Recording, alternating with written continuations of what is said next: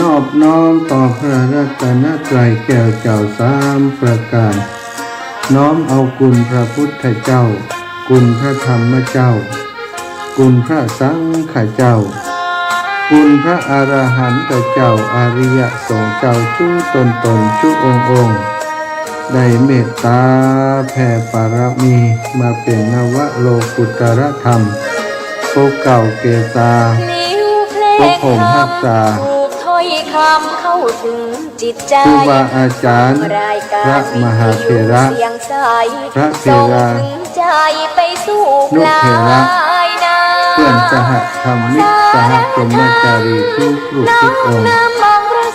พระผมหักษาศรัทธาสาธุชนคนดีคนเฒ่าคนแก่อีพ่ออีแม่ทั้งหลายที่ติดตามรับฟังรายการอยู่ในขณะนี้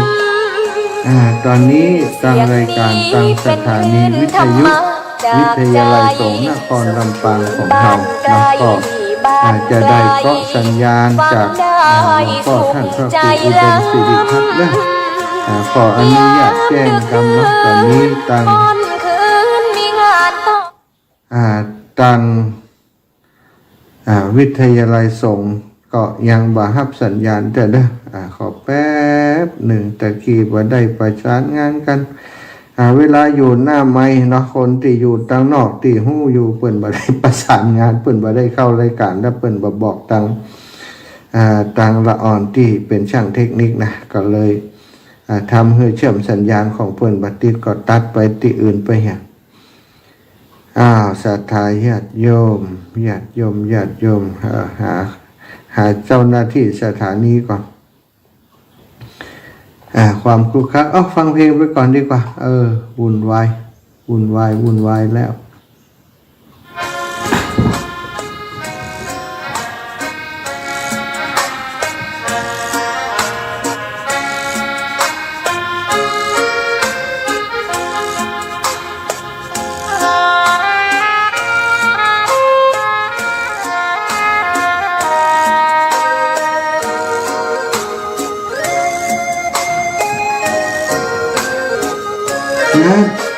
ก็สัญญาณมาตี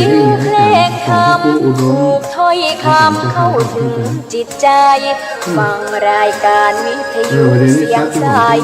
ส่งถึงใจไปสู่ปลายนาสารธรรมน้อมนำมังพระศาสดาบอกผู้คนทั่วลาหันมาเข้าวัดฟังธรรมคลื่นเสียงนี้เป็นคลื่นธรรมะจากใจส่งถึงบ้านไกลฟังได้สุขใจล้ำยามดึกดื่นค่ำคืนมีงานต้องทำเป็นคลื่นสารธรรมเน้นย้ำธรรมะเพื่อนใจเสียงคลื่นธรรมบอกหลักธรรมให้คลายความเหงาฟังเสียงธรรมะเบาบอกเล่าถึงคนบ้านไกลเจ๊อาจารย์ออกตอนแบบนี้เหรอตะกี้พระครูอุดมศิริพัฒน์ด้วยใจสื่อไปถึงสวงในเข้าใจหลักธรรมหลักดีศรัทธาญาติโยมตอนนี้พร้อมแล้วเนอะก็จะเป็นสัญญาณเสียงจากท่านอาจารย์หลวงพ่อพระครูอุดมศิริทัตน์เจ้าอาวาสวัดศรีภูมิมาบันตะสมปล่อยเมตตาแสดงพระธรรมเทศนาพื้นเมืองเนาะต้นแบบฉบับของจังหวัดลำปางของเราตอนนี้เปิดพร้อมแล้วนะตะกี้จะเชื่อมสัญญาณไปตังประสานงานกับฝ่ายเทคนิคอยู่ศรัทธาญาติโยมทำให้ล่าช้าไปหน่อยตอนนี้พร้อมแล้วเนอะขอนอบน้อมสักการะเจ้าสามประการอันมีพระพุทธรัตนะพระธรรมรัตนะพระสังฆรัตนะอันประเสริฐตกน้ำบ่ไหลตกไฟบ่เศษน้ำยิ่งกว่าแก้วใดๆในโลก ว่าพระมหาเถรานุเถระครูบาอาจารย์เจ้าทุกรูปทุกตนทุกองค์ที่เคารพนับถือเจริญสุขเจริญพรท่านผู้ฟังที่อยู่ต่างบ้านที่มีโอกาสเปิดเครื่องเสียงวิทยุวันนี้ก็ได้มาพบมาปะกันแห่งวาระหรือว่าโอกาสหนึ่งของวินัยธรรมกำเมืองในเรื่องสุริยคราสกุมารกันที่2ตอนปลายตอนที่แรกก็ได้กล่าวถึงสองแม่ลูกเนาะ2แม่ลูกได้อยู่อุปถากกับท่านเจ้าฤาษี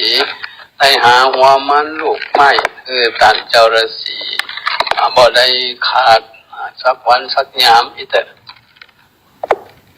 จนกระทั่งว่าพอลืมอดีตความหลังที่ผ่านมา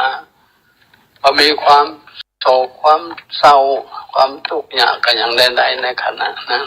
ในขณะนี้ละตอนนี้นะทั้งสองก็เลยลืมบ้านลืมเมือง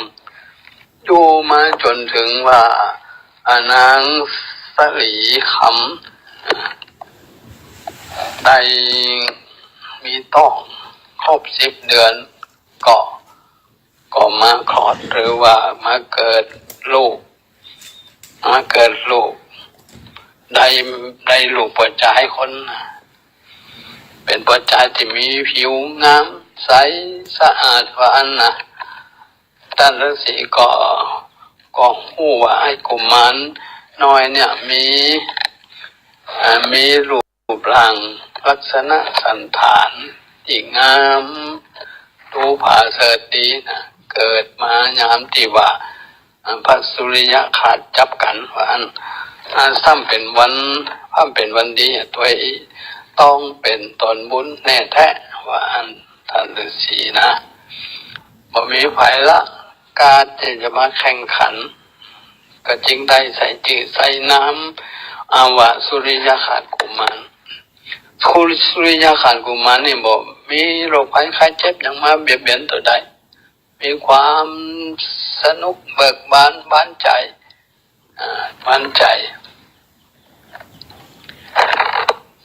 ก็จึง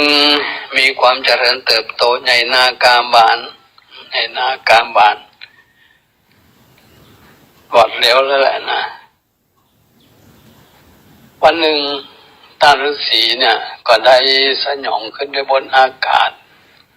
ตั้งตะวันออกที่ว่านะที่หันก็มีสาระใหญ่ที่ชื่อว่าโปคลณีมีต้นมะม่วงขำต้นใหญ่สูงถึง100 วามีสาขากิ่งก้านแต่ละสาขานั้นก็มีคุณสมบัติที่แตกต่างกันถ้าหากว่ามันออกลูกออกผลมานะมันมีคุณสมบัติไปกินไปเสวยก็จะมีอาการต่างๆกันไปคนเฒ่าได้กินก็จะกลายเป็นคนหนุ่มนะคนหนุ่มได้กินก็จะกลายเป็นคนเฒ่าอีกค่ะ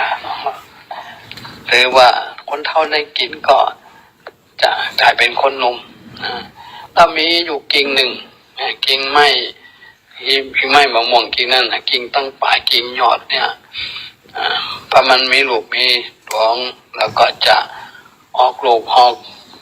ผลมาไปได้กินแล้ว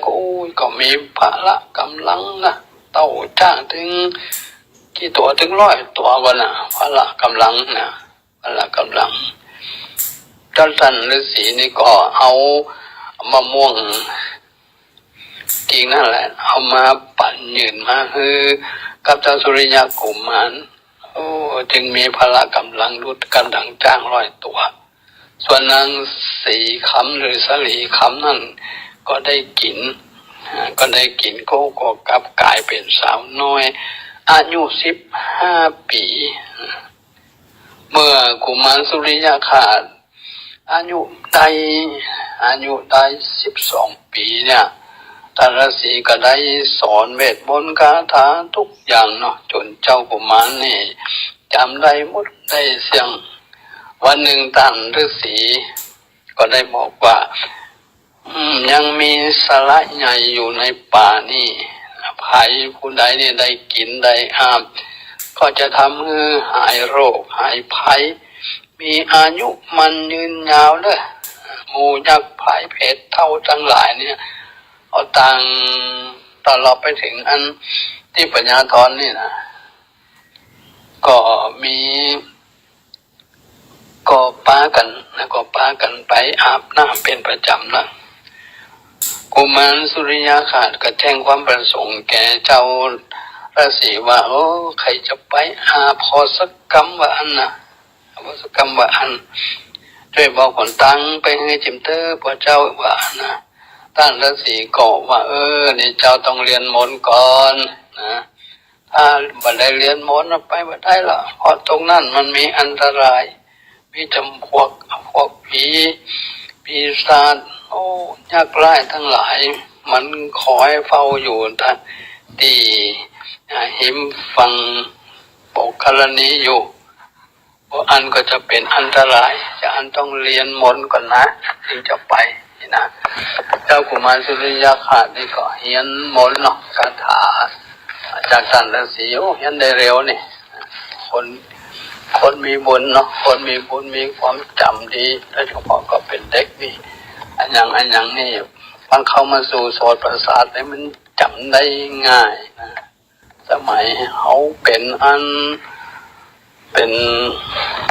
นศิษย์วัดหรือเป็นขโยมเนี่ยมาเรียนหนังสือA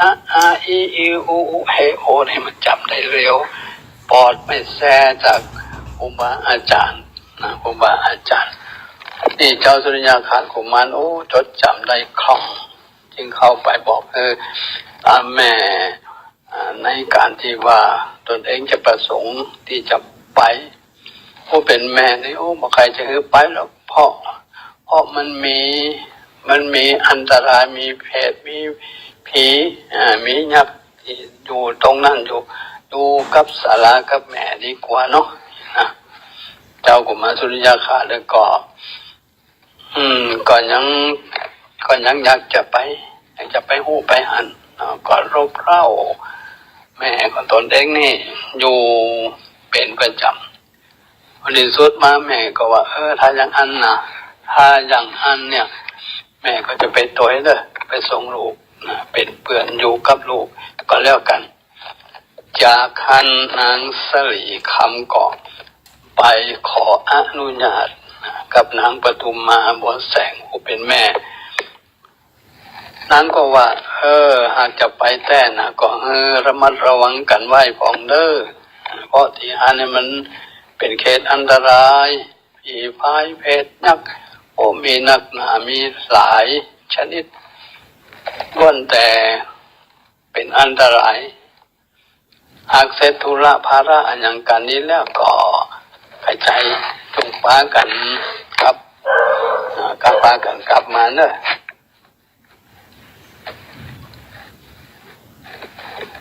พร้อมกันนั่นเป็นก็ได้ยกเอาคำสอนโบราณเอาไว้สอนว่าเข้าป่าไม้ก็อย่าละสาไปกงกาก็อย่าประมาทอยู่กลางนักปราชญ์จุ่งจะถามของบ่งามก็จุ่งมันแต่งแล้วก็อย่างหลายๆอย่างเนาะไปเอาไว้ว่ากันต่อไปนี้ก็จะได้น้อมนำเอาธรรมสุริยคราสกุมารปุกที่สองมาแสดงกันต่อไปเนาะ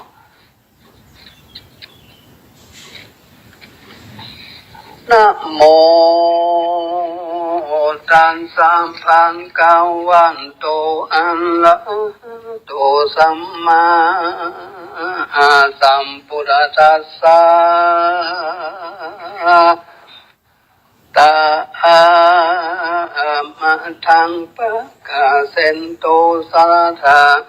หันสันทานสัมปันยุตนเป็นคุ้งแก่โลกจักไคอาโปกบาลีโอรังมิงไปแจ้งพระจิงแสงเตสานาวาดุลามพิกขุตั้งหลายอันเป็นสายอังลิอญาเจ้าเจือคนเงาสาวกา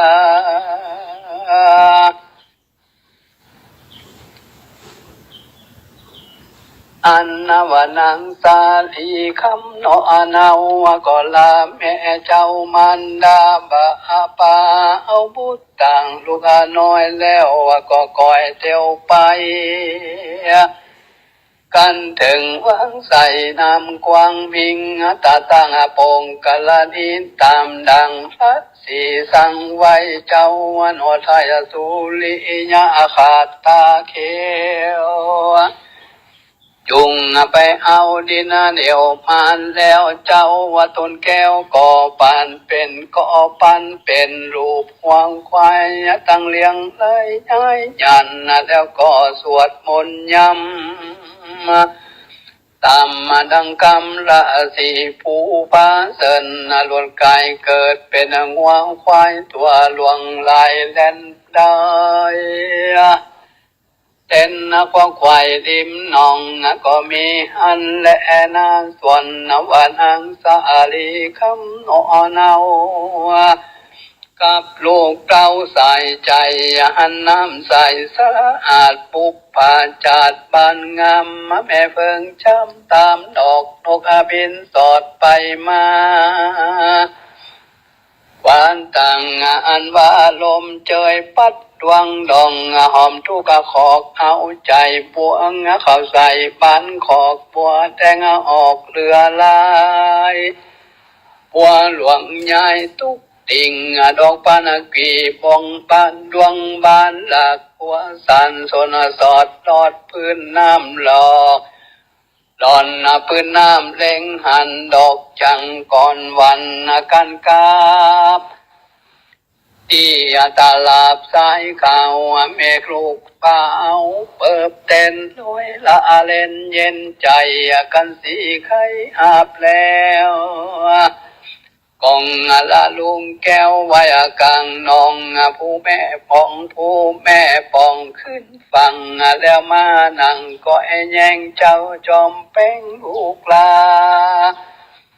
องค์กรมนางเก็บดอกจังก่อนยำนานายังมีติมปาญาท่อนตนหนึ่งองค์อาจมาหันใส่นางนาสาลีคำมันก็มาจ่าจิ้มไก่หัวควายก็ไหลเลยจอนติมปาญาท่อนแล่นกว่าเข้าสู่ป่าหิมน้องแล้วก็สะย่องมาด้วยอากาศอุ้มเอานางนาดขึ้นไปบนนางเลล้นลงให้จะใจห่อทิวเสียงชีวิตเพียงเมียนจันใจจักขาดหุยหายลองวายวายสังให้ทิพมาปัญญาทอนก็บอกไว้ฟังป่าไปก็มีหันเล่นนาอันว่าเจ้าสุริยากุมมันนอนาวได้ยินแม่เจ้าลองกิ้วกิ้วส่งปิวสักย่องปิวไปบนกันจอน้อยนาตาเขียวตัวคนเดียวเล่นขึ้นฟังแต่ว่ารีบฟังตัวไปแม่จอมใจแก่นไทยลวดรับรอละรับยอดไม่หายตาน้องพระบุญทานตนพันเฝ้าก่อทรงเศร้ามองชิงก็มีแลนาอันหวานเต็มปัญญาทนผู้เฒ่าปางเอานางหนอเนานิ่งกวางเข้าป่าไม่หิมมาปันก็บันทั้งหลอดอามายแอ ตังโนทายลักษะสินและไม่คำปะญาอินอันวิอเสนนาทีนางเข้าปันเก้าเกตผมตนตรวจแลต้นบุไมแก่บาปไปติมปะญาตอนใจมันคอนตัวมันสั่นตะมันปั่นเบวนหลวนตกจากพ้นฟางฟ้าลงสู่น้ำปาตะวีบุญมียังมีช่วยกรรมตัวนางสามตกอยู่ไปบนกะนะหูคิงตนนาทีแล้วนางแก้วก็รีบขึ้นมา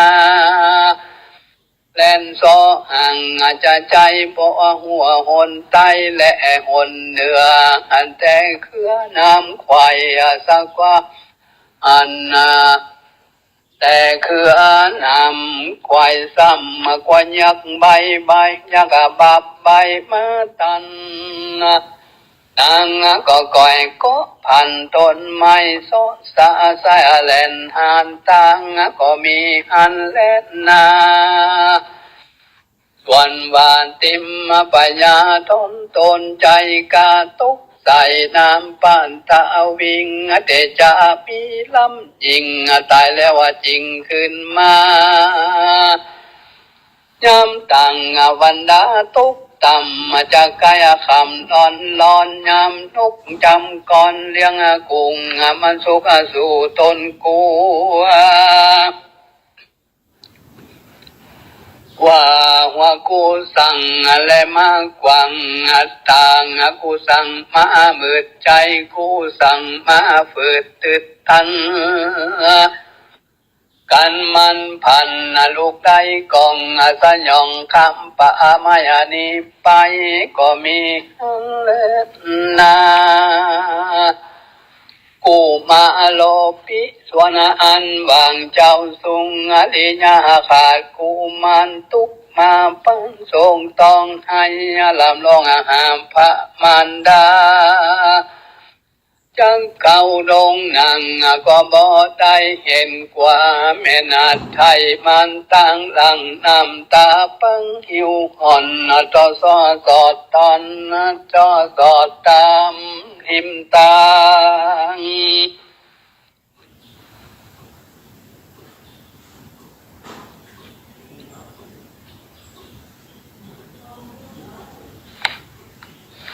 ดินปองจุจำตะวันดาตกต่ำจนตังเจ้าเรียกขาจันใจว่าพระแม่ไทยบุญเรืองดิ่งไปเมืองปากนาลูกกำปาดิ่งไกหรือยักจังได้บามกาเอาแม่แห่งข้าไปกินนันจา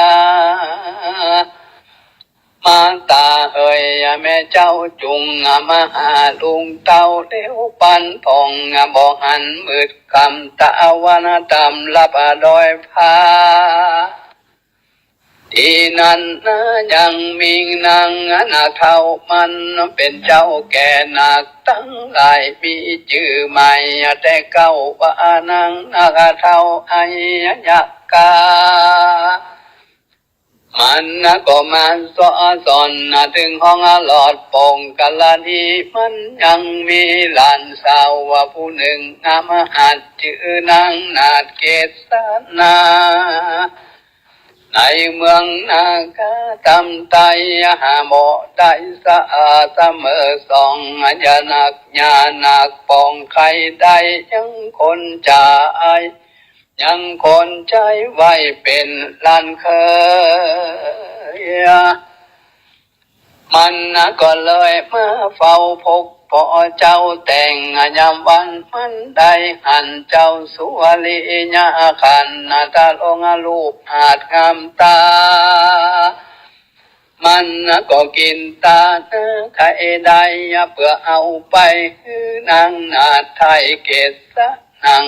มันก็เด่นละมิราการยากยิ่งย้อย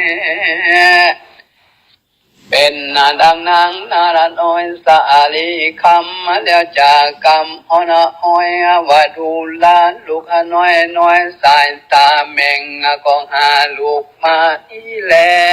ว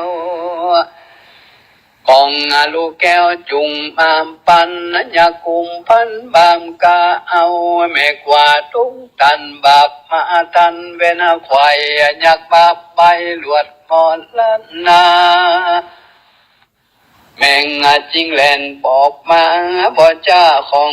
ลูกลาจุงมามานอมปุถะตนพันแผ่วได้ยินแล้วว่าก็แล่นไปหาอันเป็นพามานเตียงแต่ใจ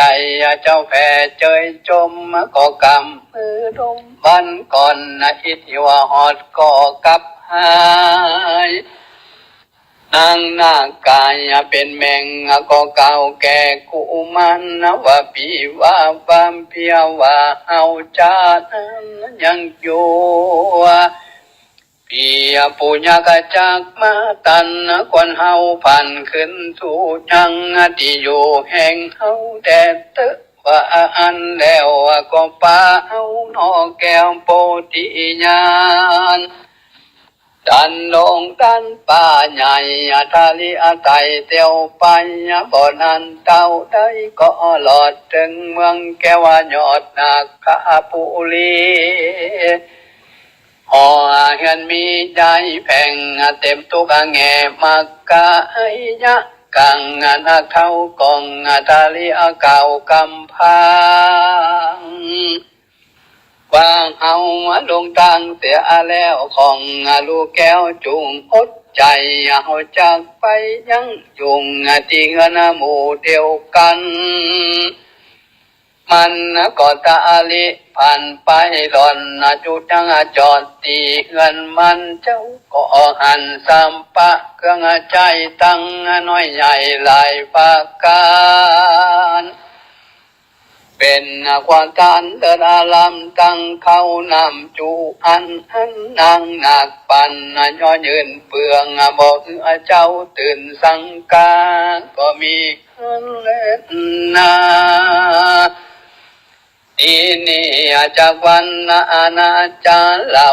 ถึงนางโนเนาปานตุมมาบัวแสงผู้เป็นแม่อันอายุแก่ห้องศาลานางก้อยหาลันและลุงเต้าแต่ยำเจ้าบ่หันมามืดจนตานักแก่งสองแม่ลูกไปไหนนางกึดใจ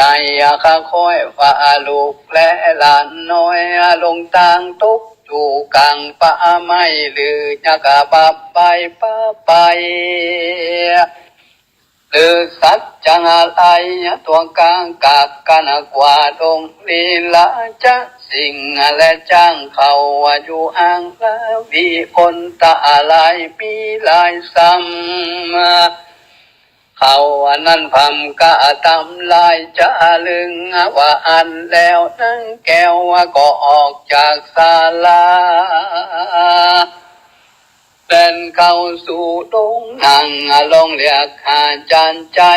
ก็บอกอะไรยินเสียงนางก็ปอกขึ้นมาหังที่อยู่เดินเข้าสู่ศาลาแห่งพังละสีเป็นเจ้ายกมือใส่เข้าไข่คำว่านางสาลีคำและลูกเต้าปะกันเข้าสู่ดงไผ่ว่าจากไปสู่ห้องป่าเด็ดต้องปงกะลานีสองสัตดีตั้งกุงปล่อยบอกขึ้นสู่ศาลาเอ็นตายจังบ่แจ้งของเจ้าจุงแสงไข่ปันเด็ดว่าอันแล้วนั่งแก้วก็ลองให้ใจหลายปากการลำลิหาลันและดวงเต้ามาต่อตาเจ้าปอระสีก็มีเล่นนาที่นั่นเจ้าละ สิ่งก็ไข่กรรมที่ตั้งต้องวัดอุลานอังน้อยอนออุปาสิกาอันวะคนอาโลกกว้างอันยังคงค้างอยู่สังสารลังขับสุปันบ่อยากลังขับละมาบากเกลือใจลังขามลูกเมียนี่ไก่ไปจากลังขับผัวผากลงไปลังขับมีหน้าใสจืนจอยลังขามมาโศกทุกข์ห้อยหัวใจบ่มีไผจากคนใดคนโลกใดหากเหมือนกันบาปปุญพันเขาออกกันบาปปอกปุญแตนบุญบ่อนแห่นบาปเขาอันนี้เราหากเป็นธรรมดาส่วนสองข้างแม่ลุงเต้าเตียงบ่เข้าสู่มาละนานจะแลว่าอันเมื่อนั้นนั่งหัวแสงนอนเนาคำไว้เจ้าละสิ่งว่าคันแดงปะมัวนินตนองค์อันขันยังจักได้หันสองน้อยนาดปลายตุนจะเลือว่าอันที่นั้นเจ้าละสี่ตนวิเศษจบแจ้งเป็ดสามพังกันก็เล็งยันที่แจ้งแล้วว่าก็แสงไข่จังว่าดูละอุปาสิงกาน้อยน้องจะจูงใจมอยินดีอันว่าสองสักสี่แก่นไทยไพญาใหญ่บ่ละวิ่งเต่ายังมีวิบากเก่ากำนันเรามาตันได้พันจันจากได้ผักเสียงกันเสียงได้อาหารลันและลุงเต่าทัดตีเก่าศาลาย้อนวิบากมาขึ้นคอมมาสนองตอบแก่สองสักลิงกัน3 ปีทวงแล้วนั่งเตียงจากได้หันหน้าลุงแก้วและลานต้นว่าอันเมื่อนั้นนางปะตุมมาผัวแสงนอนเอาได้ยินละที่เจ้าไข่การนางก็ใจบ้าชมจืนปิติตื่นนักหนายอหันทางใส่เก้าไว้สิ่งเจ้าระสิ่งแล้วก็นี่ขึ้นสู่ยังที่อยู่ศาลาก็มีอันเล่นนาติติตังกิยาสังวันนั้นวิเศษจะห้องเห็นสุลิญาขาดคูมันผู้ฟันต้องตามน้องแบบเบาอัมพาเจ้าห่างควรฟังปลุกตามยังชัดต้องผูกต้องก็วางลุงก็บังกลมสมาเลสอาลาเด็ดแล้วเต่านี้ก่อนแล้วทำสุริยขาดกุมมารพวกที่2ก็จบลงยังแต่ก็ขอสุมาเด้อวันนี้ไม่ได้เต็มที่ตัวใดนะคอมันฝืดๆจะได้หุก็มีหลายรายการที่พระคุณเจ้าเป็นจัดรายการบางปูบางตั้นก็เป็นไข้วัดไอกันเนาะอากาศในช่วงนี้มันก็เปลี่ยนแปลงจากอันก็คงดีมาปนเหมือนกันแหละอย่างไรก็ฟังกันไปก็ให้ฟังกันไปอันนี้ก็จบลงนะจบลงตอนนี้ก็ได้กล่าวถึงว่านางสลีคำหรือสีคำเนี่ยก็ได้ไปขอลาแม่ของตนเองที่จะป้าเอาลูกของตัวเองเนี่ยไปที่แม่น้ำไปที่สระแม่น้ำก็อันกว้างใหญ่อันเป็นสระที่เรียกว่ามีความมีความบรรณาไว้วางใจเพราะว่าตรงนั้นมันมี พวกเพศพวกยักษ์มันคอยเฝ้าอยู่เหมือนกันนะใครจะไปตรงนั้นก็ต้องระมัดระวังก็จึงขอลาท่านเจ้าผู้เป็นแม่ก็ไม่ได้ว่าอย่างก็ปล่อยปลงไปกรรมอันนี้เรียกว่าซะอันนี้ก็เป็นซาติดังที่ท่านเจ้าฤาษีเปิ่นสั่งเอาไว้นั่นแหละนะใครจะไปอย่างไรก็ต้องเตรียมตัวต้องเรียนมนต์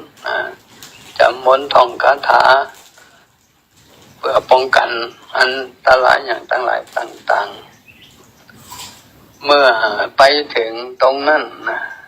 เป็นแม่ก็ขอติดตามไปตัวเนาะติดตามไปตัวต่างก็เมื่อไปถึงแล้วเจ้าสุริยะขาดกุมารนั่นก็ลงไปเล่นน้ำตามภาษาของเด็กว่ายไปผู้เป็นแม่ก่อนอยู่บนบกขอให้พ่อลูกพ่อเต้านะเจ้าสุริยะกุมาร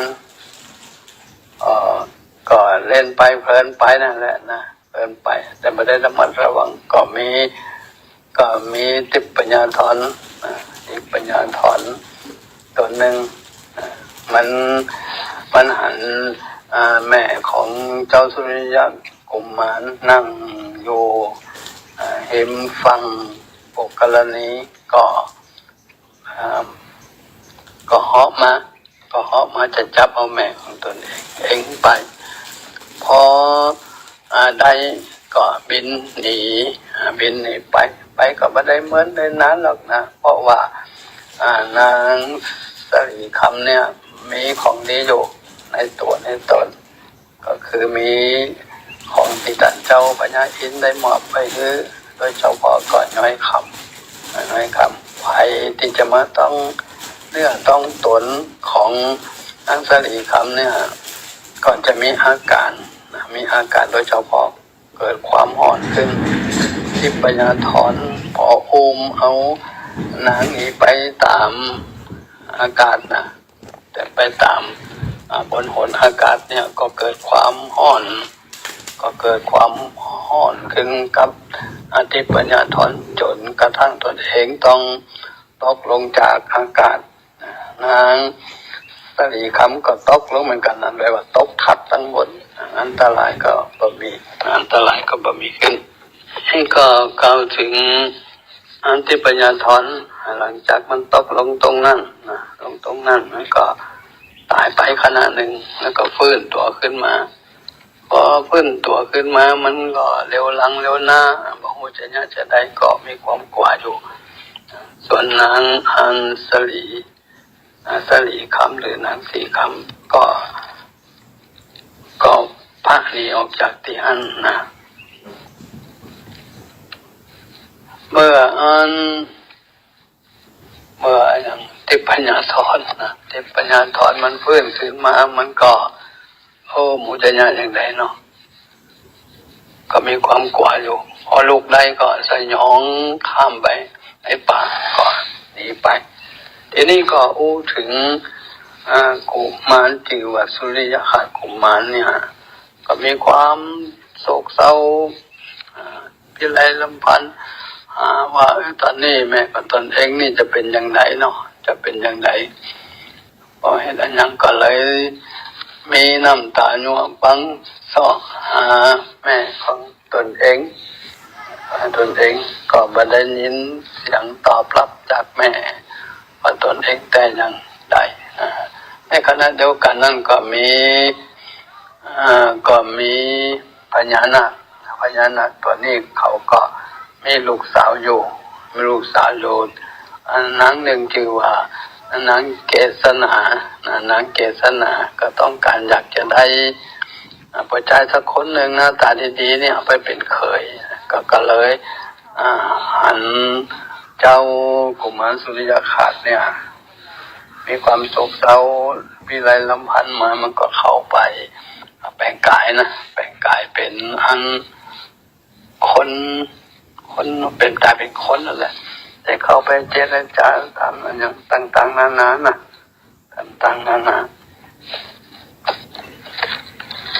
จากกี้ก็ได้พูดถึงนางสลีสีคำหรือว่านางสีคำเนาะที่อัน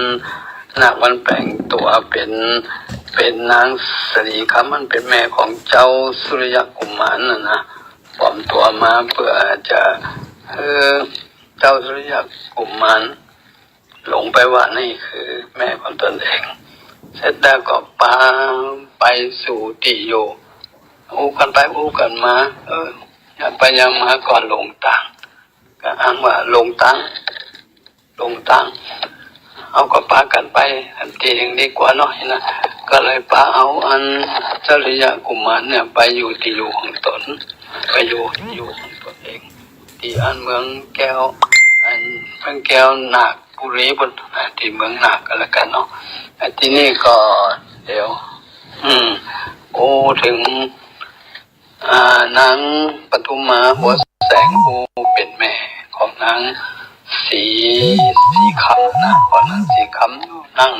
รออยู่ที่ศาลาบันไดกับบ้านทั้งสองทั้งลูกทั้งหลานกลับสู่อติโยของตนก็จึงมีความวิตกกังวลมันจัดอย่างนี้ทำหนึ่งใดก็เลยเข้าไปอาจารย์ฤาษีถามว่าเดี๋ยวนี้ทั้งสอง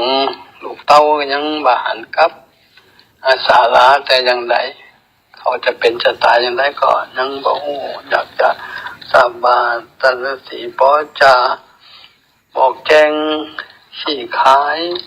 ในการไปในครั้งนี้ของทั้งสองก็คือทั้งลูกและทั้งหลานเนี่ยท่านฤาษีก็ปลอบใจ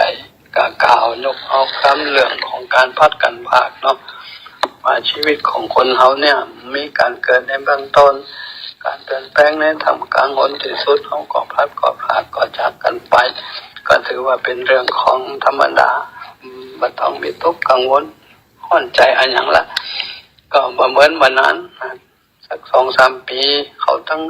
สองก็จะกลับมาที่อยู่ที่อาศัยเหมือนเดิมก็ทำให้นางปทุมมาเนี่ยดีอกดีใจชื่นอกชื่นใจโยชื่นใจโยเมื่อทราบว่าต้องลูกตั้งหลานก็จะได้กลับมาอย่างที่นางก็ปฏิบัติปัดปูอุปถากท่านฤาษีต่อไปเนาะทำเรื่องนี้ก็ดูเหมือนมาจบเขาตรงนี้นะดังได้บอกได้กล่าวคือกับศรัทธาสาธุชนทั้งหลายได้ทราบแล้ววันนี้มันตาถึงนั้นอย่างใดก็คงจะได้การอภัยความขับข้องหลายอย่างโดยเฉพาะก็ได้กันเสียงติดเด็ดในวันนี้มันคุกคักแล้วก็ทำให้การสดับรับฟังเนี่ยอาจจะมีปัญหาจะได้ก็สำหรับวันนี้ก็ขอทุกผู้ทุกท่านเนาะที่จะรับฟังอยู่ตรงนี้แนวสองเป็นผู้ที่มีสุขภาพอนามัยแข็งแรงเนาะรักษาสุขภาพอนามัยเจ้าจัดรายการอยู่ไหมมีอายุวันนาสุขภาละทั่วถึงกันทุกคนโดยเถิด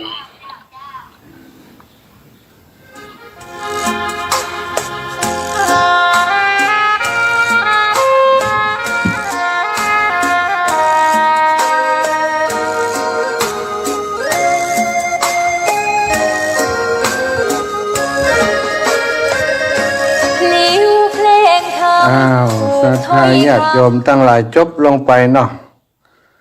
สุริยะขาดกุมารสุริยะขาดกุมารโดยครูบาอาจารย์หลวงพ่อท่านพระครูอุดมศิริทัศน์เนาะวันนี้อาการบ่ค่อยดีหลวงพ่อถ้าจะเป็นวัดเป็นไอเสียงบ่ค่อยเต็มเม็ดเต็มหน่วยตัวใด แต่ก็ได้เนื้อหาสาระธรรมเนาะได้บรรยายให้ศรัทธาฟังติมาติไปเป็นอย่างใดนะได้เนื้อหาสาระธรรมได้เรื่องราวต่างๆธรรมะแบบฉบับของพื้นเมืองล้านนาของเฮานี้เนาะเป็นผูกเรื่องเป็นเรื่องเป็นราวพระเอกนางเอกตัวร้ายตัวโกงพัดภาคการพัดภาคจากลาเหมือนเป็นการเป็นเรียกว่าปุคลาธิฐาน จริงๆแล้วนะเป็นเรื่องของการปฏิบัติธรรมของคนคนหนึ่งบางครั้งบางทีเขาก็ไปหลงเนี่ยแต่ละเรื่องแต่ละราวมันมีการหลงมีการพลัดพรากมีการไปปะปูฤาษีนี่ศรัทธาส่วนใหญ่ก็จะเป็นอย่างเอี้ยได้ของวิเศษได้ดาบสลีกันใจได้อย่างมาของวิเศษคืออย่างคือปัญญาศีลสมาธิปัญญาอย่างโมนี่แหละนะศรัทธาที่เป็นดาบสลีกันใจหลวงปู่ก็ได้แสดงพระธรรมเทศนาจบลงไปกราบในเมตตาของหลวงปู่ท่านพระครูอุดมศิริทัศน์ที่รักษาหิดห้อยกรรมเทศกรรมเหนือของเฮาไว้เนาะรักษาแบบเบาการเทศแบบโบราณหลวงปู่ถือว่าเป็นผู้ที่มีลูกศิษย์ลูกหาที่ฝึกเทศเนาะเรียนเทศกับหลวงปู่เยอะนะหนึ่งในนั้นก็คือลูกศิษย์กลกุฏิท่านพระครูสิริธรรมบัณฑิตก็เป็นลูกศิษย์ที่ใกล้ชิดตั้งแต่เป็นสามเณรจนหอดปัจจุบันนี้ก็อยู่ในความดูแลของหลวงพ่ออยู่เนาะหลวงพ่อเป็นเจ้าคณะตำบลท่านอาจารย์ก็อยู่ในพื้นที่ตำบลที่หลวงพ่อเป็นปกครองเป็นลูกศิษย์ลูกหาที่บ่เคยทอดทิ้งครูบาอาจารย์จัดรายการสถานีวิทยุกับป้าครูบาอาจารย์ได้มาจัดรายการโดยศรัทธาช่วงนี้หลวงพ่อท่านพระครูอุดมศิริทัศน์เปิ่นกำลังเปลี่ยนกระเบื้องหลังคาวิหารของเปิ่นเนาะแผ่นละ20 บาทเนอะศรัทธาญาติโยมกระเบื้องหลังคาวิหารของหลวงพ่อพระครูอุดมศิริทัศน์แผ่นละ20 บาทตอนนี้รื้อเรียบร้อยแล้วอยู่ในขั้นตอนที่กำลังจะมุงจะทำส่วนของการมุงแล้วเนาะรื้อเรียบร้อยก็จะมุงจะอย่างต่างๆใช้รถเข็นนะศรัทธาวันหนึ่งหลายตังค์อยู่แต่ว่าก็สะดวกในการที่ขึ้นเคลื่อนย้ายของขึ้นลงอย่างต่างๆรวดเร็วเนาะรวดเร็วศาลาก็ทำงานไวก็คงประมาณสักเดือนนี่น่าจะเสร็จแล้วเนาะศรัทธาญาติโยมศรัทธาอีป่ออีแม่ตั้งหลายภายอยากจะร่วมบุญกันหลวงพ่อเนอะติดต่อที่วัดอันวัดตาสมปล่อยวัดศรีภูมิมาบันตาสมปล่อยได้เนาะขอดูเลขที่บัญชีหลวงพ่อกับวัดท่าสมปล่อยวัดศรีภูมิมาวัดศรีภูมิมาขอดูกำเนิดศรัทธาเพื่อจะได้ประชาสัมพันธ์ให้กับหลวงพ่อด้วยเนาะเลขที่บัญชีวัดศรีภูมิมาศรัทธา5030 115 951เนอะถ้าศรัทธาญาติโยมเมตตาอยากจะร่วมบุญเป็นเจ้าภาพกระเบื้องมุงหลังคาติววิหารวัดศรีภูมิมาซึ่งมันแตกมันลุมันเสียไปศรัทธาหลวงพ่อก็ได้ตั้งอกตั้งใจพัฒนาวัดวามาเมินแล้วเนาะถึงอายุตอนนี้ก็จะเท่าชราแก่ชราก็ยังมีกำลังวังชาจะพัฒนาได้อยู่ก็นำลูกนำหลานพัฒนาบุรณะปฏิสังขรณ์หลวงพ่อบอกว่าแม้เส้นทางชีวิตยังอีกยาวไกลแต่เส้นทางบุญนั้นอยู่ไกลนิดเดียวนี่ล่ะอุตตโมภิกขุบุญเป็นที่พึ่งของสัตว์ทั้งหลายทั้งในโลกนี้และโลกหน้าทั้งปัจจุบันและในอนาคตการเจริญสุขสวัสดีวันพระขอเชิญคณะศรัทธาทุกท่านร่วมสร้างร่มเงาให้กับอุโบสถวัดศรีภูมิมาเปิดให้รับปูชากระเบื้องหลังคาโบสถ์ได้ตามเจตนาเพื่อให้ความร่มเย็นแก่ชีวิตที่ติดก็จะได้หายติไม้ก็จะได้ลุดเริ่มต้นสร้างสุขรับเดือนใหม่พศใหม่สิ่งใหม่ๆที่ดีเข้าสู่ชีวิตเจริญพรให้เราอันนี้ร่วมบูชาแผ่นละ20 บาทเนอะศรัทธาญาติโยมบูชาแผ่นละ20 บาท5030115951ถ้าไผจะโอนไปแผ่นละ20 บาทเอาสัก 2-3 แผ่นโลอีกนะ255 แผ่นก็ได้100 บาทก็ได้